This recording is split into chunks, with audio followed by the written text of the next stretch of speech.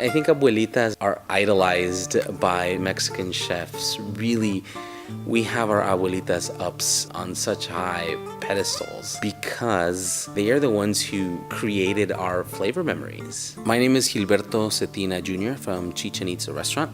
We specialize in the food of Yucatan, so we do Yucatan-style Mexican food. The abuelitas are the teachers of cuisine for the families. They are the ones who gather all of the family members and make these fantastic meals for them. For me, it's certain ingredients, certain things. When I'm cooking something, I'm toasting banana leaf, maybe. It reminds me of a certain day that I was at my grandma's house. Not at my house, but at my grandma's house. My grandmother, Concepcion Avila Cetina, she was a fantastic cook, and she had a fonda, which is kind of like a little tiny restaurant in a little town of Yucatan.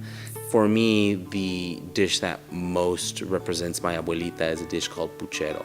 First of all, it was my grandma's specialty.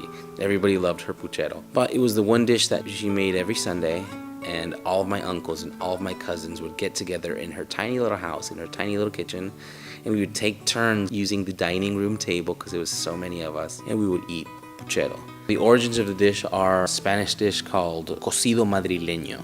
Obviously, the ingredients have changed over time, and our version, the Yucatan version, is a little bit different. Puchero is a stew made with chicken, pork, beef, tons of vegetables, saffron, garbanzo, rice. After you make this fantastic broth with all these vegetables and all this meat, then you cook fideos. Instead of cooking them in water, you use this stock, plus a tomato and onion sofrito, and then some slices of lima. You serve a plate of the fideos with your meats and your vegetables all around it, and then a bowl of this fantastic broth, and that is puchero. And then before you eat it, you make puch, which means you cut everything up on your plate, you grab your fork, you grab your knife, and you start cutting everything up, and you mix it all together, and you make this horrible looking masa of vegetables, meat, and starches, and it's the most delicious thing in the world.